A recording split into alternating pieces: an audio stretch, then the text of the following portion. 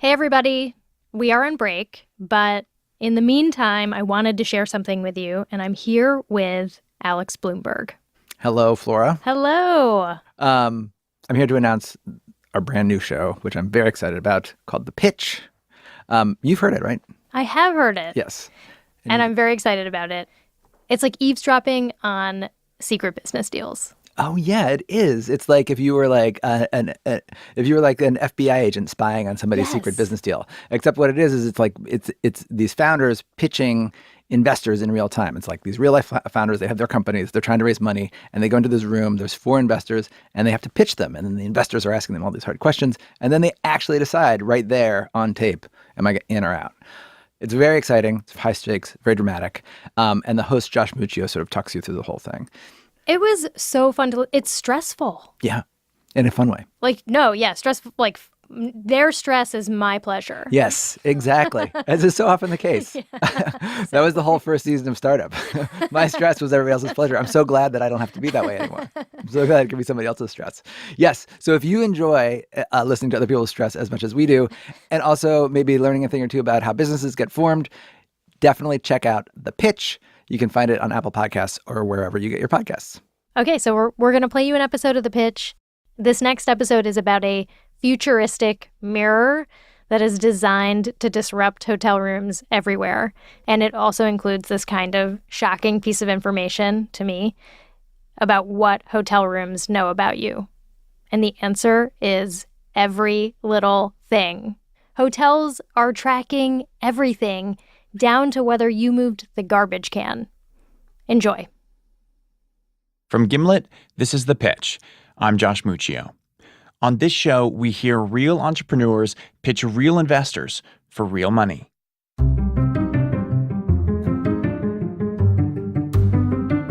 It comes down to that critical moment when founders put it all on the line and investors decide their fate.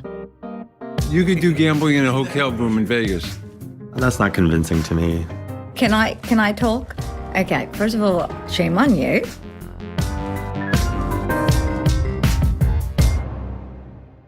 This week, an entrepreneur pitches his idea to reinvent the hotel experience. But when things don't go according to plan, will our startup founder be able to throw out his script and adjust on the fly? First, let's meet our panel of investors. I'm Phil Nadell with Barbara Corcoran Venture Partners. Our first investor is Phil Nadell. He co-founded one of the largest syndicates on AngelList called Barbara Corcoran Venture Partners. If for some reason the members don't bite, then the thing falls apart. Phil is a straight shooter looking for companies without a lot of question marks. This is Jillian Manis. My fund is Structure Capital. Then there's Jillian Manis. Jillian is something of a legend in the world of venture capital. In her early 20s, she survived domestic abuse that left her living in shelters in New York City. She was able to pick herself up, start several companies, and is now a multimillionaire. You can have the most incredible product, but if you don't know how to talk about it, you're going to have a problem accelerating it. Jillian tends to take center stage and really drive the conversation.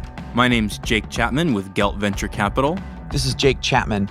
He founded the venture arm of Gelt Inc., an investment firm with over $1 billion in assets under management. They're going to shut you down on that name. It's definitely trademark infringement.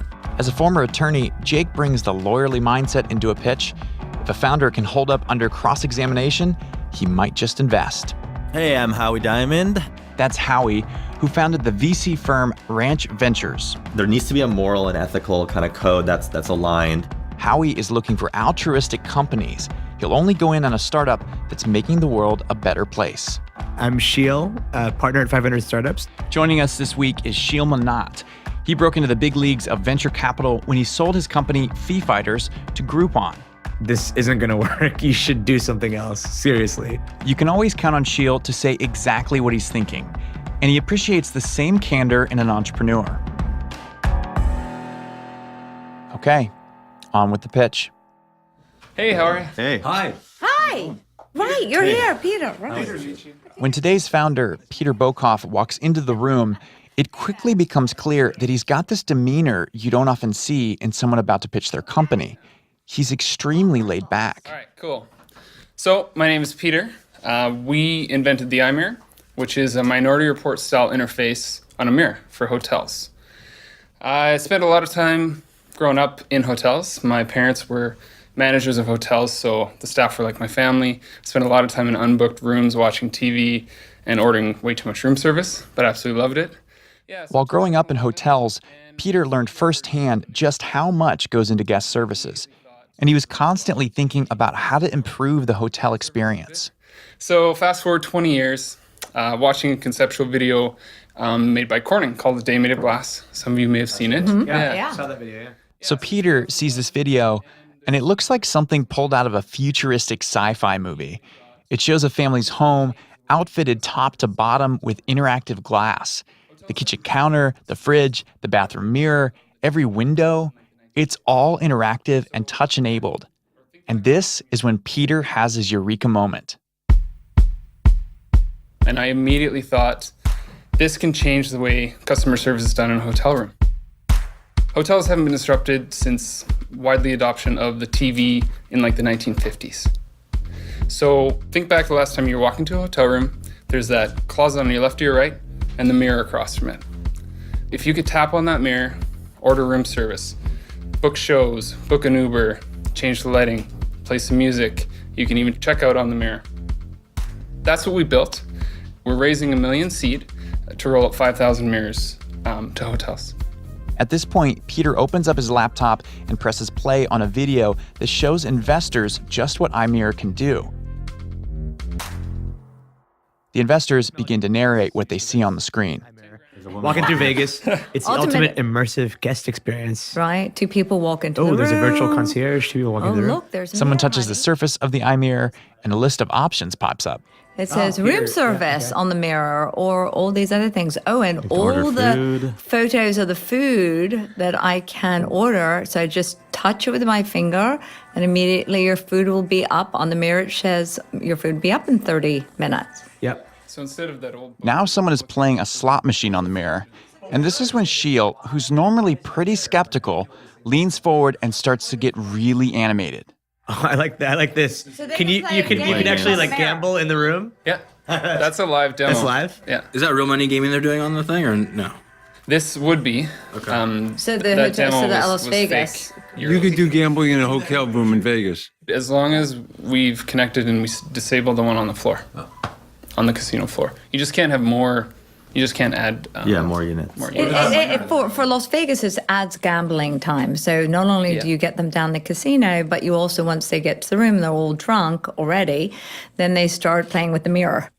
I have one in the weeds UX comment about using the mirror in the hotels for room service. This is Jake, our former lawyer, who tends to obsess about the tiny details. I think you might run into a problem where people who are looking at themselves in the mirror and then choosing food. I'm serious. I think this is going to reduce the conversion of food orders in hotel rooms. And it's a bit in the weeds. I think you might see that. Or maybe based on like your body type, it'll recommend different foods for you. Go with the salad. Or not to eat at all. Go with the salad. I was thinking that close. Sure, you want the fries.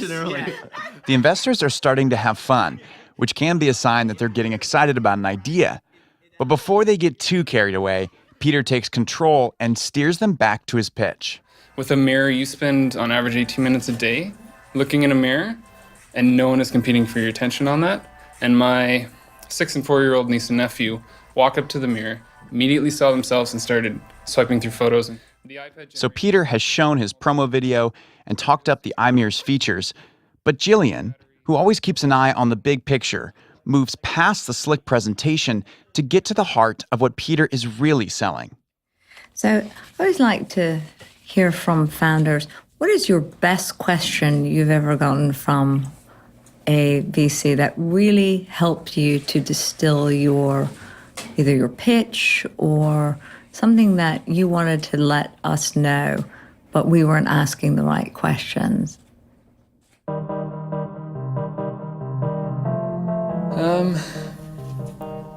It wasn't a VC, but it was Rob from 500 Startups. Okay. And he really wanted to instill telling the story of, because people don't understand that it's a pain point in a hotel room. Yes. But the hotels are suffering a lot by not being able to reach millennials.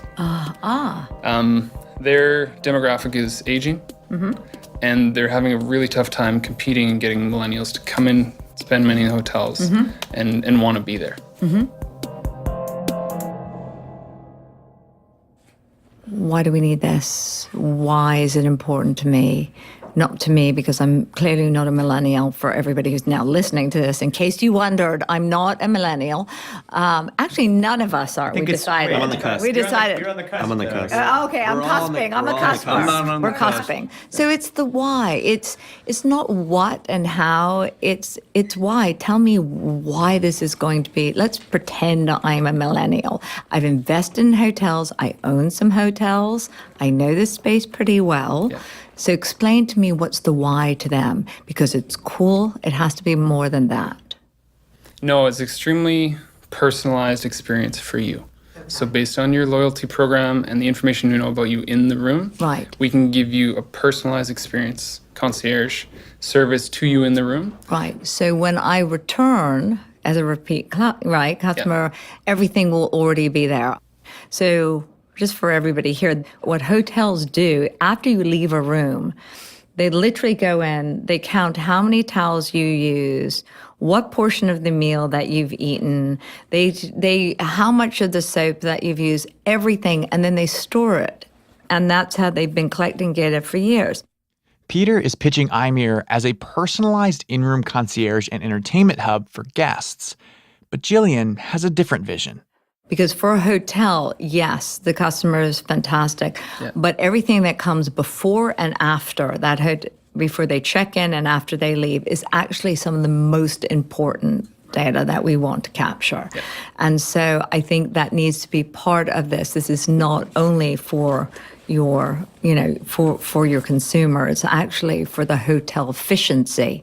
Right. And that's a bigger play. See, I think you need to incorporate that into your pitch. Okay.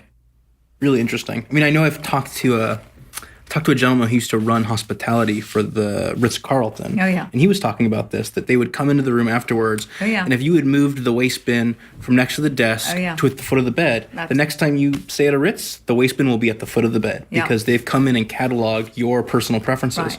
But I'm sure it's paper and pen. So a system that was just a touchscreen for the housekeeping staff. And when housekeeping walks in, it can bring up all the information of things specific to you that they might want to do for future reference. Yeah. So Jake says hotels are stuck on paper and pen when it comes to collecting data. And the investors like the idea of bringing hospitality into the 21st century. Here's Howie. Does it even need to be a mirror? Could it just be something that's on the wall or installed, or that could be portable? Because I actually kind of like ordering food from bed, or I like doing things We don't have to get up for a mirror. There's a complimentary app to it, so if you want to do that on your phone, you can. If you want to add an iPad to the room, you can. So why not just have it all on the app? In a room, if I walk past that mirror and it says hello to me and has my name on there and says I can do some things and prompts me to interact and I can change the lighting, turn on a song. Everything you described can happen on an iPad, but you're saying that it should happen on a mirror on a wall. Yeah. That's not convincing to me.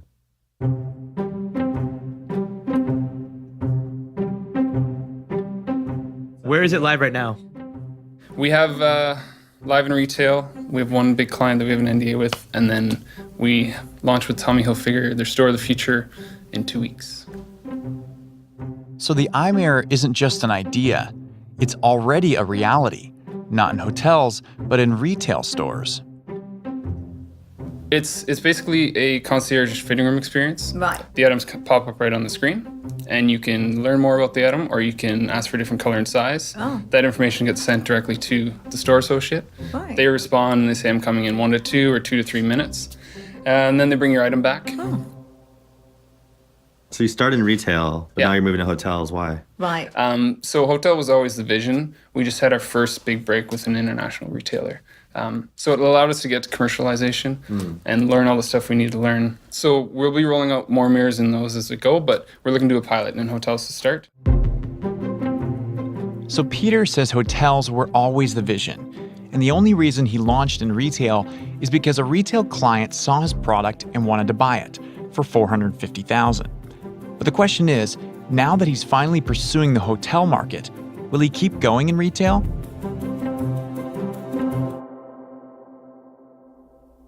So the customer who paid you $450K, they're in retail? Yeah. And for how many? We have 5 units out with them. 5 units. And how many mirrors could they possibly represent? They have 330 stores. You're currently deployed. Those 5 mirrors are currently deployed in how many stores? It's at 5 different stores. Seoul, South Korea, Mall of America, Santa Monica, Vancouver.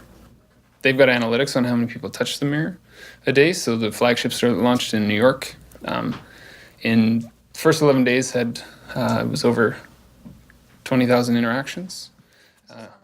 20,000 interactions with the mirror in 11 days sounds pretty good. Peter may not mean to, but he's making a good case for why his mirrors really belong in retail. And iMirror is about to debut at one of Tommy Hilfiger's most prestigious locations. Tommy Hilfiger is doing their own marketing and branding for their store of the future. Okay. It's in the biggest shopping mall in London, West Stratford.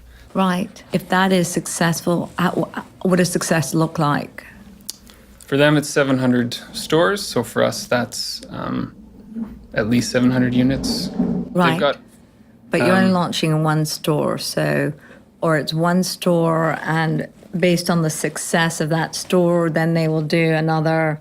Yeah, so it would take 5 years to roll out to their whole fleet. Right. And it would be staged over the 5 years. Even if we did 10 mirrors a store, that's 7,000. Yeah. But if you get the Venetian, one hotel in one market, that's 7,200 rooms. It's one of the reasons that we don't think retail is the right spot. Okay. You just can need do that one in- hotel. Did you catch that?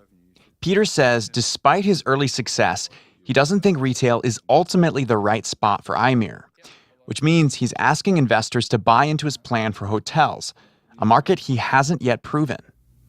Have you had conversations with a hotel? Like, how far along are you in the sales cycle with hotels?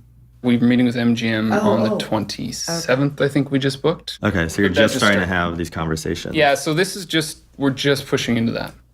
Let me go back to retail, okay, for a second. Sure. I like the idea of this being in a dressing room. There are many times where you're in a dressing room where you need another size and you have to stick your head out or go around half naked. The other part of it is, can you buy while you're there? Is it a point of purchase? So can you pay for it as well in the dressing room? Oh, I like this, and not have to wait for someone else. You just walk in, love it, pay for it, stick in your bag and leave. Yeah, so on our roadmap, it's in the next 6 to 8 months to finish developing that. Would be a game changer for retail. The cost for us to do a 10-mirror pilot in a hotel is not significant enough for us not to do it. Okay. So that's our plan right now, is to do a 10-mirror pilot and then test it out. So it is what we're passionate about right now. Yeah, we're not stopping the retail side. And we're just not as aggressively pursuing it. Okay. It's decision time. Has Peter talked investors into his vision of hotels as the future for iMirror? Howie's up first. If you should give me a demo and I was just like completely blown away, I'd probably, there'd be a higher probability for me to want to go in on this deal. I still think that I'm more bullish on like the mirror aspect of it. The form factor sort of seems like a little bit of a red herring in terms of like the actual problem that you're solving. I think the problem could be solvable in a way with much less friction in terms of just really a pure play software. Mm-hmm. That would be something that I would be more excited about. So I think for those reasons, I'm going to pass. Okay, Howie's out. Phil's up next. He's been quiet in this pitch, and it's hard to tell which way he's leaning. I really have to agree with you. I have serious concerns because of the form factor. It just doesn't get me that excited. And also, just from your sort of traction standpoint, I mean, having started kind of in retail and now shifting your focus, let's say, to hotels where you don't yet have a foot in the door, for me, I'm gonna pass. Okay. So Phil passed. Here's Jake. For me, whenever it's a physical product, I look at it through the lens of me as the consumer. Would I use this? And I'm thinking of myself in a Vegas hotel room. Like, I'm not going to want to stand in front of that mirror and interact. Like, I never see myself doing that. Maybe I try to avoid mirrors at all costs. If you look like me, you want to avoid mirrors. To be fair, though, there's 4 of the wrong gender sitting in front of me for spending time in front of a mirror. Oh, yeah. No, so I wouldn't use it in that context. So it's just hard for me to get over that.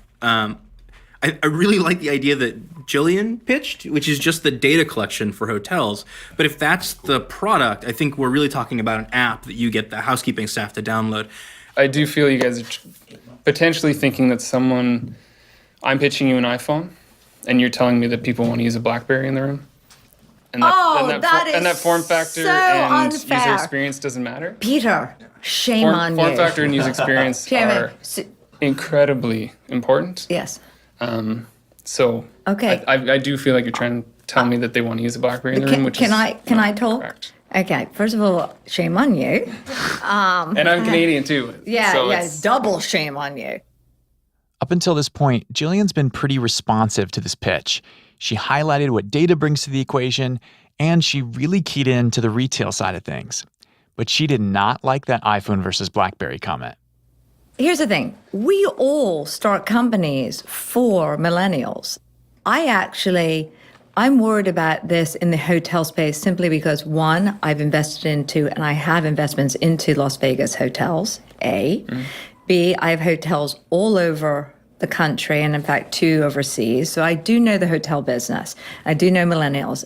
First of all, with the millennials, I worry that they don't spend that much time in the hotel room. It's all about getting outside of the hotel. They go in, they do their hair, they do their makeup, and then they do everything else because they want to network. I mean, they want to be where the action is. And the action is not in their hotels until after they're drunk, and then the action's in the hotels. But that's different. That's a different action. But, okay, let me do the flip side of this. In the retail space, I think that's your market. Okay. I think there is so much that you could add to the services of those mirrors in those dressing rooms, and it is such a huge value to brands. It's the point of purchase. It is simply that. So I would love to see this more really dive deeply into retail rather than divert your attention and your dollars to hotel. And that's the reason why I'm going to pass. So 4 of the 5 investors are out. Peter's last chance is with Sheil, who was the first one to really get into the in-room gambling concept. I tend to agree with Jillian. I think there's probably an opportunity in retail. Although it's a lot less in numbers, you can probably charge a lot more. You can probably have a higher profit margin on that retail side. And then you're getting a percentage of every sale. I think the cross-selling opportunities are huge too, right? Like you should definitely get a cut of every time you sell a pair of shoes to match a pair of pants, right? There's a lot of opportunity in retail. I really want you to think about that. So Sheil didn't exactly say it, but he's out. Like the other investors, he's more excited about retail. So the thing is, like, retailers and malls, like, I talk to them all the time. They're always like, what is something that's going to get people into the mall? And so I think you have a buyer in retailers and malls that are just like hungry for any technology. Yes. And so I think they're much more so than hotels are. Yes. So I think it's a much more receptive audience. Yeah, we have a ton of traction in retail. So go do the retail and see how that works. Raise this around the retail. And then if we can prove this and really, really dominate this market, then we're going to go into hotels. I agree with everyone on the retail. And then I respectfully disagree on the hotel. I think you'll be very surprised. So this is one opinion. What I say about opinions are, if you hear opinion once, it's still an opinion. If you hear opinion twice, it's still opinion. If you hear an opinion 3 times, that's a consensus, and that's something. Then you do something about it. Well, Peter, we loved having you. I want you to succeed. And I think that as you launch in Tommy, I'd love you to come back to me on this, because I'd love to really see how that launch goes. But thank you. Yeah. Appreciate it. Thanks for being here. Good job with the presentation. Good job. Thank you really for good having job. me. Yeah. Thanks. And next time, bring a mirror. Yeah, bring a mirror. So Peter didn't get the funding he hoped for. He walks out of the room, but investors keep chatting about the pitch. Surprisingly, they can't stop talking about how much they love iMirror, just not the way Peter pitched it. It's cool technology, but... I'm telling you, he's missing this. He is missing this. This is so huge. Retail's the way to go. Unfortunately, the retail side of things isn't what Peter pitched today. After the break, we'll find out how things are going with iMirror and whether Peter was right to stick to his guns about hotels. Stay with us. To hear the rest of this episode, go to Apple Podcasts or wherever you get your podcasts and subscribe to The Pitch.